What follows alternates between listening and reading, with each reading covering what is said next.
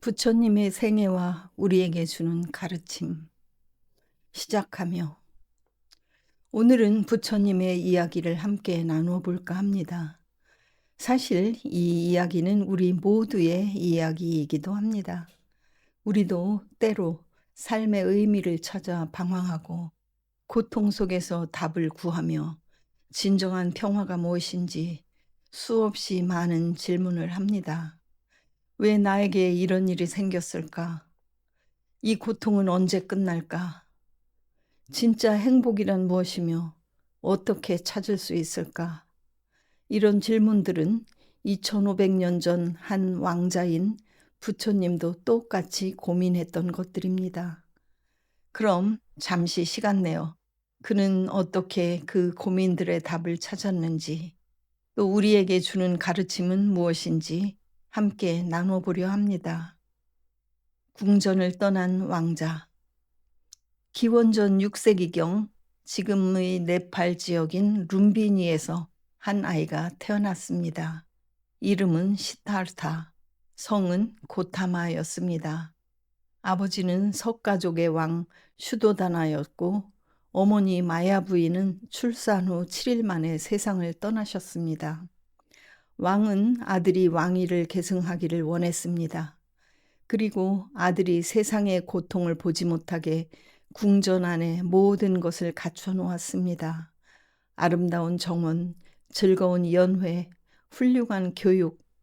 왕자는 아무것도 부족함 없이 자랐습니다. 16세에 야소다라 공주와 결혼했고 아들 라울라도 낳았습니다.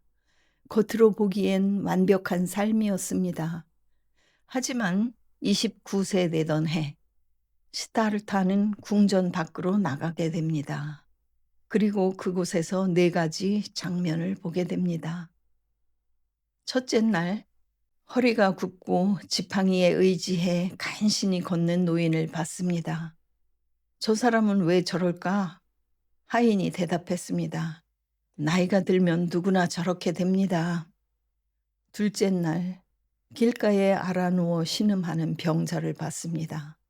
저 사람은 병에 걸린 겁니다. 누구든 병에 걸릴 수 있습니다. 셋째 날, 상여 행렬을 봤습니다. 뒤따르는 사람들은 울고 있었습니다. 죽은 사람입니다. 모든 사람은 결국 죽습니다. 하인이 말했습니다. 넷째 날, 평온한 얼굴로 걸어가는 수행자를 봤습니다. 아무것도 가진 게 없어 보이는데 얼굴엔 평화가 있었습니다. 시타르타는 밤잠을 이룰 수 없었습니다. 나도 내 아내도 내 아들도 아버지도 모두 늙고 병들어 죽게 되는구나. 이 고통에서 벗어날 방법은 없을까? 고민 끝에 그는 결단을 내립니다. 어느 밤 잠든 아내와 아들을 보며 마음이 찢어지는 듯 했지만 궁전을 떠났습니다. 그는 진리를 찾아 나선 것입니다. 6년간의 수행. 시타르타는 당시 유명한 스승들을 찾아갔습니다. 명상을 배우고 깊은 정신 상태에 도달했지만 뭔가 부족했습니다. 이것도 근본적인 해답은 아니구나. 그래서 극단적인 고행을 시작했습니다. 5명의 수행자와 함께 숲에서 하루에 쌀 한 톨, 깨 한 알만 먹으며 지냈습니다. 6년이 지나자 몸은 뼈만 앙상하게 남았습니다. 어느 날 강가에서 목욕을 하다가 기운이 빠져 물에 빠져 죽을 뻔했습니다. 간신히 나와 나무에 기대어 있는데 한 처녀가 우유죽을 공양했습니다. 그 처녀의 이름이 수자타입니다. 죽을 먹으며 시타르타는 깨달았습니다. 굶어 죽으면 뭐가 달라지나? 몸을 괴롭히는 것이 해답이 아니구나. 함께 수행하던 5명은 저 사람은 이제 타락했다며 떠나갔습니다. 보리수 아래의 깨달음. 홀로 남은 시타르타는 보드가야의 보리수 나무 아래 앉았습니다. 그리고 다짐했습니다. 깨닫지 못하면 이 자리를 뜨지 않으리라. 그는 고요히 앉아 마음을 관찰했습니다. 생각이 일어나고 사라지는 것을 봤습니다. 감정이 오고 가는 것을 봤습니다. 집착이 어떻게 생기는지 봤습니다. 새벽별이 뜰 무렵 마침내 깨달았습니다. 35세 되던 해였습니다. 무엇을 깨달았을까요? 그는 이렇게 말씀하셨습니다. 모든 것은 원인과 조건으로 생겨나고 사라진다. 고정된 실체는 없다. 고통도 원인이 있고 그 원인을 없애면 고통도 사라진다. 이때부터 그는 붓다, 즉 깨달은 자가 되었습니다. 첫 설법, 사슴동산에서 깨달음을 얻은 부처님은 처음엔 고민하셨습니다. 이 깨달음이 너무 깊고 미묘한데 사람들이 이해할 수 있을까? 하지만 중생에 대한 자비심이 이렇습니다.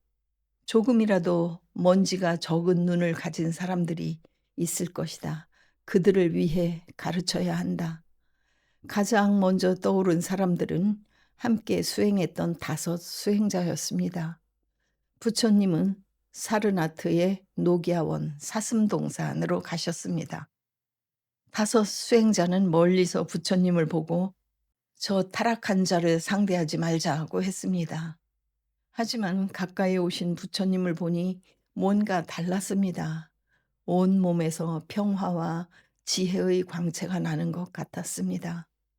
부처님은 그들에게 첫 설법을 하셨습니다. 이것이 바로 우리가 알고 있는 초전법륜, 즉 처음으로 법의 수레바퀴를 굴리신 것입니다. 사성제, 4가지 거룩한 진리. 부처님이 사슴동산에서 가르치신 핵심이 바로 사성제입니다. 이것은 마치 의사가 환자를 진료하는 과정과 같습니다. 1. 고성제, 고통이 있다는 진리입니다. 첫 번째는 삶에는 고통이 있다는 사실입니다. 부처님은 태어남도 괴로움이고 늙음도 괴로움이고 병듦도 괴로움이고 죽음도 괴로움이다. 사랑하는 사람과 헤어지는 것도 괴로움이고 미운 사람을 만나는 것도 괴로움이며 원하는 것을 얻지 못하는 것도 괴로움이다. 라고 하셨습니다. 생각해보면 우리의 삶이 그렇지 않습니까? 은퇴 후 몸이 예전 같지 않아 병원에 자주 갑니다. 이것이 늙음과 병듦의 괴로움입니다. 오랫동안 함께한 친구가 먼저 세상을 떠납니다. 이것이 사랑하는 사람과 헤어지는 괴로움입니다. 자식들은 바쁘다고 자주 오지 않습니다. 원하는 것을 얻지 못하는 괴로움입니다. 하지만 부처님은 단순히 세상은 괴롭다고만 말씀하신 게 아닙니다. 이것은 진단일 뿐입니다. 의사가 당신은 당뇨병입니다. 라고 진단하는 것과 같습니다. 2. 집성제, 고통의 원인. 2번째는 고통에는 원인이 있다는 것입니다. 부처님은 고통의 뿌리를 갈애, 즉 목마른 사람이 물을 갈구하듯이 끊임없이 무언가를 원하는 마음이라고 하셨습니다. 3가지 갈애가 있습니다. 욕애, 감각적 쾌락에 대한 갈망. 유애, 영원히 존재하고 싶다. 나는 대단한 사람이다. 라는 집착. 무유애, 차라리 없어져 버렸으면 나는 정말 아무것도 아니야. 라는 허무주의. 예를 들어 볼까요? 70대 김 씨는 젊었을 때 회사에서 임원까지 하셨습니다. 퇴직 후 10년이 지났지만 아직도 내가 회사에 있었을 때는 말이야 라는 말을 자주 합니다. 모임에 가면 자꾸 옛날 얘기만 하고 후배들에게 조언이랍시고 이것저것 간섭합니다. 사람들이 하나 둘 멀어지자 외로움을 느낍니다. 이것이 유애입니다. 내가 중요한 사람이었다. 내가 인정받아야 한다는 집착입니다. 또 다른 예를 볼까요? 60대 박 씨는 건강검진에서 혈압이 높다는 얘기를 들었습니다. 그 순간부터 온통 혈압 생각뿐입니다. 하루에 몇 번씩 혈압을 재고 인터넷을 뒤지며 이것저것 건강식품을 삽니다. 혈압이 조금만 올라가도 불안해서 잠을 못 잡니다. 건강을 챙기는 것은 좋습니다. 하지만 절대 아프면 안 돼. 무조건 건강해야 해. 라는 집착이 오히려 더 큰 고통을 만듭니다. 3. 멸성제. 고통의 소멸. 세 번째는 고통은 끝낼 수 있다는 희망의 메시지입니다. 갈애를 완전히 없애면 고통도 사라진다는 것입니다. 이것을 열반이라고 합니다. 열반은 죽음이 아닙니다. 불이 꺼지듯 본내의 불이 꺼진 평화로운 상태입니다. 살아있으면서도 도달할 수 있는 상태입니다. 그게 가능한가요? 하고 물으실 수 있습니다. 부처님은 말씀하셨습니다. 나도 사람이었고 너희도 사람이다. 내가 할 수 있었으니 너희도 할 수 있다. 완전한 열반은 어려워도 그 방향으로 한 걸음 한 걸음 나아갈 수 있습니다. 어제보다 오늘 조금이라도 집착을 내려놓고 조금이라도 평화로워질 수 있습니다. 4. 도성제. 고통을 끝내는 길. 네 번째는 고통을 끝내는 방법이 있다는 것입니다. 부처님은 이 방법을 8정도, 즉 8가지 올바른 길로 제시하셨습니다. 8정도, 8갈래의 길. 8정도는 한꺼번에 다 실천해야 되는 게 아닙니다. 서로 연결되어 있고 하나하나가 다른 것을 도와줍니다.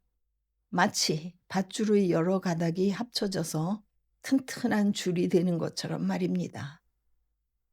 1. 정견, 올바로 봄. 정견은 사물을 있는 그대로 보는 것입니다. 우리는 보통 색안경을 끼고 세상을 봅니다. 이것은 내 것이다. 저 사람 나쁜 사람이다. 이것은 영원하다고 생각합니다. 예를 들어 며느리가 명절에 전을 조금 덜 부쳤다고 합시다. 어떤 시어머니는 나를 무시하는구나. 효도할 생각이 없구나 라고 생각합니다. 하지만 실제로 며느리가 허리가 아파서 그랬을 수도 있고 요즘 건강식을 중요하게 생각해서일 수도 있습니다. 정견은 모든 것은 변한다. 모든 것은 연결되어 있다. 고정된 나라는 것은 없다는 것을 이해하는 것입니다. 내 몸도 변합니다. 60년 전 아기였던 이 몸이 지금은 흰머리가 났습니다. 50년 뒤엔 이 몸도 사라질 것입니다. 그런데 그중 어떤 것이 진짜 나일까요? 모두 조건에 따라 변하는 과정일 뿐입니다. 2. 정사유, 올바로 생각함. 정사유는 올바른 생각, 올바른 의도를 갖는 것입니다. 세 가지가 있습니다. 욕심을 버리려는 생각, 악의를 버리고 자비심을 갖는 생각, 해치지 않으려는 생각. 아파트 위층에서 아이들이 뛰어다니는 소리가 들립니다. 한 가지 생각, 저 집 부모는 뭐 하는 거야? 애들 교육도 못 시키나? 당장 올라가서 한마디 해야겠어. 이런 생각을 하면 점점 화가 칩니다. 실제로 올라가면 싸움이 날 수도 있습니다. 또 다른 생각, 아이들이니까 뛰어놀 수도 있지. 나도 어렸을 땐 그랬겠지. 위층 부모도 미안해하면서 어떻게 해야 할지 고민하고 있을 거야. 그래도 너무 심하면 조용히 얘기해 봐야겠네. 이렇게 생각하면 마음이 한결 편해집니다. 같은 상황인데 생각에 따라 고통이 달라집니다. 3. 정어, 올바로 말함. 정어는 거짓말, 이간질하는 말, 욕설, 쓸데없는 잡담을 하지 않는 것입니다. 특히 나이가 들면 말이 중요합니다.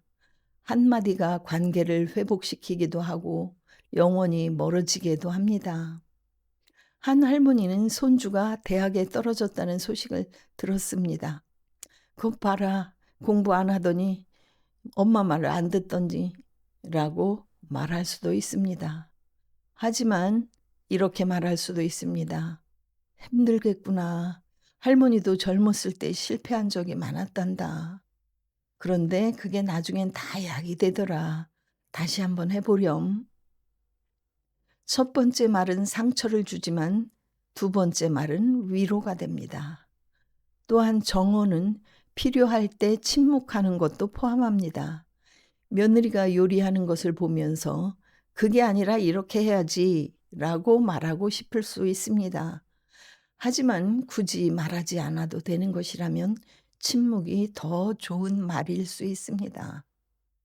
4. 정업, 올바로 행동함. 정업은 살생, 도둑질, 부정한 성관계를 하지 말라는 것입니다. 우리의 일상에서는 어떻게 적용될까요? 살생하지 않는다는 것은 단순히 살인하지 않는 것만이 아닙니다. 작은 생명도 함부로 대하지 않는 것입니다. 길가의 개미를 보고 일부러 피해서 걷는 것, 모기를 죽이지 않으려고 조심하는 것도 이 실천입니다. 더 넓게는 말과 행동으로 남에게 상처를 주지 않는 것입니다. 자식에게 너는 맨날 그렇더라 하며 자존감을 깎아내리는 것도 일종의 폭력입니다. 도둑질을 하지 않는다는 것도 단순히 물건을 훔치지 않는다는 것만이 아닙니다. 마트에서 시식 코너의 음식을 한 움큼씩 집어먹는 것, 공공장소의 물건을 내 것처럼 뺏어 쓰는 것도 넓은 의미의 도둑질입니다. 주어지지 않는 것을 취하지 않는 마음입니다. 5. 정명, 올바른 생활. 정명은 올바른 방법으로 생계를 유지하는 것입니다. 부처님은 5가지 직업을 피하라 하셨습니다. 무기거래, 사람 매매, 도축업, 독극물 판매, 술 판매입니다. 생명을 해치거나 사람들을 중독시키기 때문입니다. 은퇴하신 분들에게는 다르게 적용될 수도 있습니다. 일부 어르신들은 용돈을 벌기 위해 일을 하십니다. 아파트 경비, 편의점 야간 근무, 전단지 돌리기 등입니다. 이런 일을 하면서도 정명을 실천할 수 있습니다. 경비 일을 하면서 주민들에게 친절하게 인사하고 아이들에게 웃어주고 아파트를 깨끗하게 유지하는 것, 이것이 정명입니다. 직업이 없더라도 정명은 있습니다. 가족을 돌보고 이웃관계를 좋게 맺고 봉사활동을 하는 것, 돈을 벌지 않아도 의미 있는 삶을 사는 것이 정명입니다. 6. 정정진, 올바로 노력함. 정정진은 올바른 방향으로 꾸준히 노력하는 것입니다. 4가지가 있습니다. 아직 생기지 않은 악한 것이 생기지 않게 하기, 이미 생긴 악한 것을 없애기, 아직 생기지 않은 선한 것을 생기게 하기, 이미 생긴 선한 것을 더 키우기. 예를 들어 볼까요? 아침에 일어나면 자꾸 부정적인 생각이 듭니다. 오늘 별일 없겠지. 나이만 먹고 쓸모도 없어. 아무도 날 찾아주지 않아. 이런 생각을 그냥 두면 하루 종일 우울합니다. 정정진은 이런 생각을 알아차리고 또 이런 생각이 오는구나. 하지만 사실이 아니야. 오늘도 할 수 있는 일이 있어 라고 바꾸는 것입니다. 또는 매일 아침 산책하는 습관이 있다면 비가 오나 눈이 오나 꾸준히 하는 것, 이것도 정정진입니다. 중요한 것은 올바른 노력이라는 점입니다. 무리하게 하루에 10km를 걷겠다고 해서 무릎을 다치는 것은 정정진이 아닙니다. 7. 정념, 올바로 기억함, 올바로 알아차림. 정념은 지금 이 순간을 깨어서 알아차리는 것입니다. 우리는 대부분 과거나 미래에 살고 있습니다. 밥을 먹으면서 어제 누가 나한테 한 말을 생각합니다. 걸으면서 내가 내일 할 일을 걱정합니다. TV를 보면서 지난 일을 후회합니다. 정념은 지금 이 순간에 집중하는 것입니다. 차 한 잔을 마실 때도 그 따뜻함을 느끼고 향을 맡고 맛을 음미합니다. 이 차가 여기까지 오기 위해 얼마나 많은 것이 필요했을까?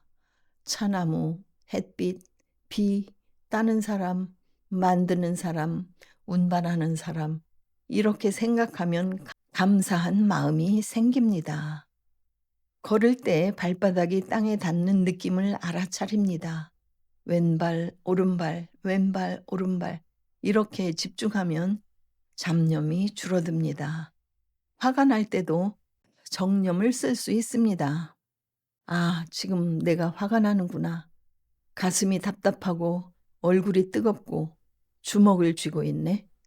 이렇게 알아차리면 화에 휩쓸리지 않고 한 걸음에 떨어져서 볼 수 있습니다. 8. 정정, 올바른 집중, 고요함.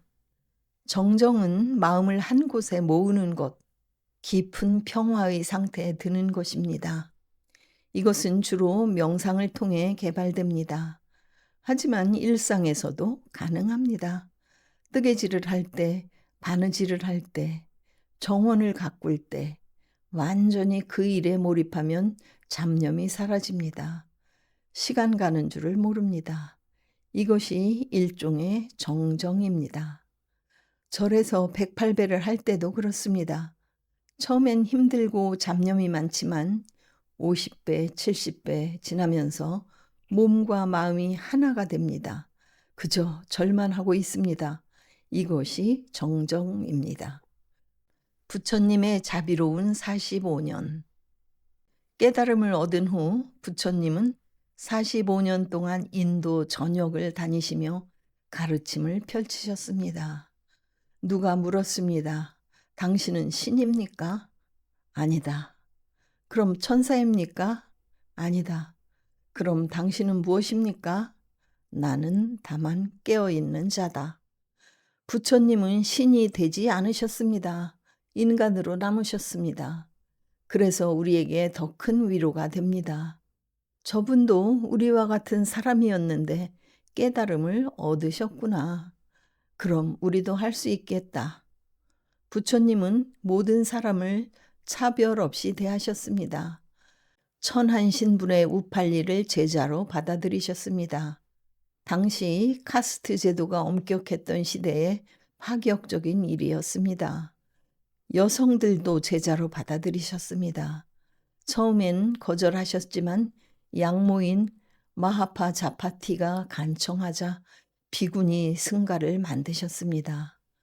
자신을 죽이려고 했던 데바다타도 용서하셨습니다. 살인자 앙굴리말라도 제자로 받으셨습니다.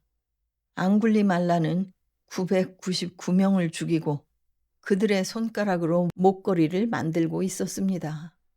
1000번째 희생자를 찾고 있었는데 부처님이 그 길을 지나가셨습니다. 앙굴리말라가 칼을 들고 쫓아갔지만 이상하게도 부처님을 따라잡을 수 없었습니다.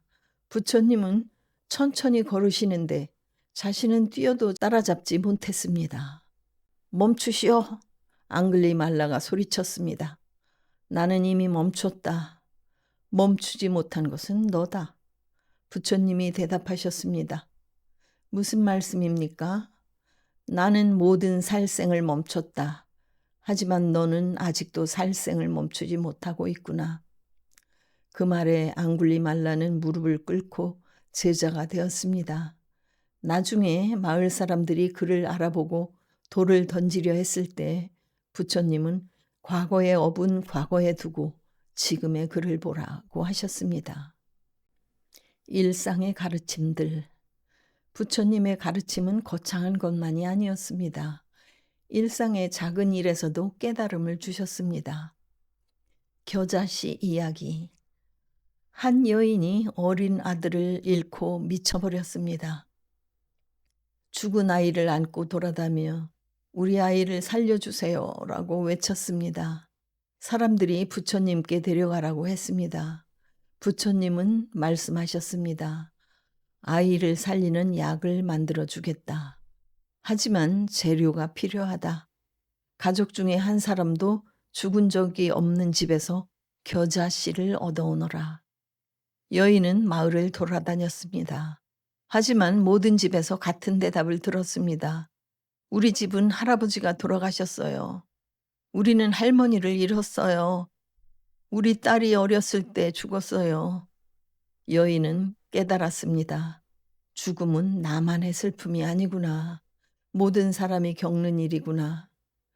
부처님께 돌아온 여인은 이제 정신이 돌아와 있었습니다. 아이를 제대로 화장하고 부처님의 제자가 되었습니다. 화살의 비유. 어떤 사람이 부처님에게 물었습니다. 세상은 영원합니까? 우주는 무한합니까? 죽은 뒤에는 어떻게 됩니까? 부처님은 대답 대신 비유를 들으셨습니다. 어떤 사람이 독화살을 맞았다고 하자 의사가 화살을 빼려고 하는데 그 사람이 잠깐 이 화살을 쏜 사람이 누구인지, 어느 카스트인지, 어느 마을 사람인지, 화살을 무슨 나무로 만들었는지 알기 전엔 빼지 말라고 한다면 그 사람은 화살을 빼기도 전에 죽을 것입니다. 부처님은 추상적인 질문보다 현실적인 고통을 해결하는 데 집중하셨습니다. 코끼리와 장님들. 6명의 장님이 코끼리를 만졌습니다. 다리를 만진 사람은 코끼리는 기둥처럼 생겼다라고 말했습니다. 꼬리를 만진 사람은 아니요, 밧줄 같아요 라고 했습니다. 코를 만진 사람은 뱀 같습니다. 귀를 만진 사람은 부채 같은데요. 배를 만진 사람은 벽 같습니다. 어금니를 만진 사람은 창 같습니다. 6사람은 서로 자기가 맞다고 다퉜습니다. 부처님은 이렇게 말씀하셨습니다. 너희는 모두 틀리지 않았다. 하지만 모두 일부만 본 것이다. 우리도 그렇습니다. 우리가 보는 진리는 전체의 일부일 수밖에 없습니다. 그래서 겸손해야 하고 다른 사람의 관점도 존중해야 합니다. 마지막 여정. 부처님은 80세가 되셨습니다. 몸이 많이 약해지셨습니다. 쿠시나가라로 가는 길에 대장장이 춘다가 공양을 올렸습니다. 음식을 드신 후 부처님은 심한 복통을 느끼셨습니다. 제자들이 춘다를 원망했습니다. 하지만 부처님은 말씀하셨습니다. 춘다를 탓하지 말라. 그는 선한 마음으로 공양을 올렸다. 오히려 이 공양은 특별하다. 부처가 되기 전 수자타의 우유죽과 열반에 들기 전 춘다의 공양, 이 두 공양이 가장 복이 크다. 쿠시나가라에 도착하여 사라쌍수 사이에 누우셨습니다. 제자들이 모여들었습니다. 제일 제자 아난다가 슬퍼서 숲속으로 들어가 울었습니다. 부처님이 부르셨습니다. 아난다, 울지 마라. 만남이 있으면 헤어짐이 있는 법이다. 변하지 않는 것을 바라는 것이 어찌 이치에 맞겠느냐. 그리고 마지막 가르침을 주셨습니다. 내가 떠난 후 누구를 스승으로 삼아야 하느냐. 내가 가르친 법과 계율이 너희의 스승이다. 스스로 등불이 되고 법을 등불로 삼아라. 다른 것에 의지하지 말라. 모든 것은 변한다. 게으르지 말고 정진하라. 이것이 부처님의 마지막 말씀이었습니다. 우리에게 주는 메시지. 부처님이 돌아가신 지 2500년이 지났습니다. 하지만 그 가르침은 여전히 우리 곁에 있습니다. 1. 고통은 인생의 일부이다. 우리는 흔히 생각합니다. 나만 힘들구나. 왜 나한테만 이런 일이 생기지? 하지만 부처님은 말씀하셨습니다. 고통은 모든 사람의 경험이라고. 늙는 것, 병드는 것, 죽는 것, 이것은 우리만의 문제가 아닙니다. 여왕도 늙고, 대통령도 병들고, 유명한 배우도 죽습니다. 이것을 인정하면 덜 억울합니다. 아, 이것이 삶이구나. 나만 특별히 불행한 게 아니구나. 이 집착을 내려놓는 연습. 우리를 힘들게 하는 것은 상황 자체보다 우리의 집착입니다. 70대 이 씨는 아들이 명절에 오지 않는다고 서운해했습니다. 나를 사랑하지 않나 봐. 나를 버린 거야. 하지만 아들도 사정이 있습니다. 직장 일도 있고 처가댁도 가야 하고 아이들 돌볼 사람도 필요하고 아들은 무조건 나를 최우선으로 해야 해라는 집착을 조금 내려놓으면 어떨까요? 모두는 사정이 있겠지. 다음에 보면 되지. 이렇게 생각하면 마음이 한결 편합니다. 집착을 내려놓는다고 무관심해지는 것이 아닙니다. 오히려 내가 자유로워집니다. 3. 이 순간을 살아가기. 우리는 너무 많이 과거를 후회하고 또 미래를 걱정합니다.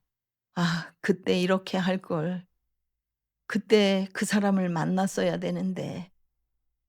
나이가 더 들면 어쩌지? 본이 떨어지면 어쩌지? 나도 암이나 치매에 걸리면 어쩌지? 하지만 과거는 이미 지나갔고 미래는 아직 오지 않았습니다. 우리가 가진 것은 오직 지금 이 순간뿐입니다. 지금 이 순간 숨을 쉬고 있습니다. 이것만으로도 감사한 일입니다. 지금 이 순간 따뜻한 차 한 잔이 있습니다. 이것만으로도 행복할 수 있습니다. 지금 이 순간 창밖에서 새가 쥐적입니다.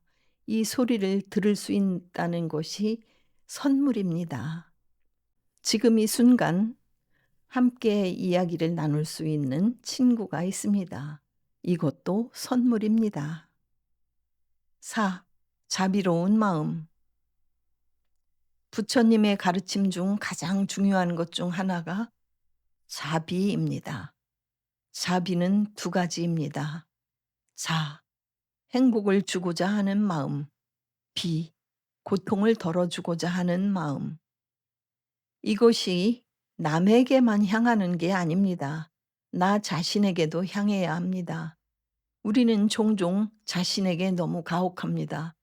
아, 나는 왜 이것밖에 못하냐? 나는 정말 쓸모가 없어. 나는 그냥 짐이야. 부처님이라면 우리에게 이렇게 말씀하실 겁니다. 너무 자책하지 마라. 너도 최선을 다해 살아왔잖아. 너도 존중받을 자격이 있어. 자신을 자비롭게 대할 수 있을 때 남에게도 자비로울 수 있습니다. 5. 중도의 지혜. 부처님은 극단을 피하셨습니다. 쾌락에 빠지지 않으셨고 과도한 고행도 하지 않으셨습니다. 중간의 길을 가셨습니다. 우리의 삶에서도 마찬가지입니다. 건강을 너무 집착해서 온종일 건강 염려증에 시달리는 것도 좋지 않습니다. 하지만 건강을 전혀 돌보지 않는 것도 좋지 않습니다.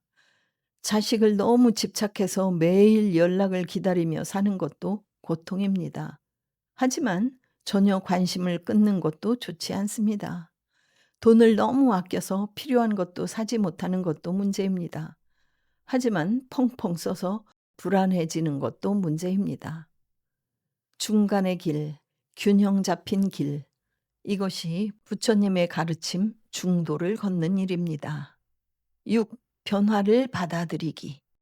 부처님의 가르침 중 핵심은 재행무상, 즉 모든 것은 변한다 하는 것입니다. 나이가 들면서 우리는 많은 변화를 겪습니다. 예전엔 쉽게 하던 일이 이제는 힘듭니다. 예전엔 또렷하던 시력이 흐려집니다. 예전엔 날렵하던 몸이 둔해집니다. 이것을 받아들이기 어렵습니다. 예전의 나로 돌아가고 싶어. 하지만 부처님은 말씀하십니다. 변화를 거부하는 것이 고통이다. 변화를 받아들이면 평화가 온다. 예전의 나와 지금의 나는 다릅니다. 그것이 자연스럽습니다. 지금의 나로 살아가면 됩니다. 연기의 이해. 부처님은 모든 것이 서로 연결되어 있다고 하셨습니다. 내가 있는 것은 수많은 조건 덕분입니다. 부모님이 계셨고, 밥을 지어준 사람이 있었고, 옷을 만든 사람이 있었고, 길을 닦은 사람이 있었습니다. 지금 이 순간에도 마찬가지입니다. 전기를 공급하는 사람, 쓰레기를 치우는 사람, 수도를 관리하는 사람, 이 모든 사람들 덕분에 우리가 편하게 살고 있습니다. 이것을 알면 감사한 마음이 생깁니다. 그리고 겸손해집니다. '나 혼자 잘나서 여기까지 온 게 아니구나.' 하는 것을 알게 될 것입니다. 8. 실천하는 삶. 부처님은 이론보다 실천을 강조하셨습니다. "내 가르침을 믿지만 말고 직접 실천해 보라. 그래서 좋으면 계속하고 아니면 버려라." 하루에 딱 한 가지만 실천해 봅시다. 오늘은 아침에 일어나서 숨을 10번 깊이 쉬면서 몸의 감각을 느껴봅니다. 내일은 밥을 먹을 때 천천히 씹으면서 맛을 음미해 봅니다. 모레는 누군가에게 친절한 말 한마디를 해 봅니다. 작은 실천이 쌓이면 삶이 변합니다. 함께 걷는 길. 부처님은 이렇게 말씀하셨습니다. "나는 길을 보여줄 뿐이다. 걷는 것은 너희가 해야 한다." 부처님도 우리와 같은 인간이었습니다. 궁전에서 태어나 모든 것을 가졌지만 그것만으로는 행복하지 않았습니다. 고민하고 방황하고 실패하고 다시 일어났습니다. 그리고 마침내 깨달았습니다. 그 깨달음을 혼자만 간직하지 않고 45년 동안 나누셨습니다. 2500년이 지난 지금도 그 가르침은 유효합니다. 왜냐하면 인간의 근본적인 문제는 변화하지 않기 때문입니다. 우리는 여전히 늙고 병들고 죽습니다. 우리는 여전히 사랑하는 사람과 헤어지고 원하는 것을 얻지 못합니다. 우리는 여전히 고통받고 그 고통에서 벗어나고 싶어 합니다. 하지만 부처님은 우리에게 희망을 주셨습니다.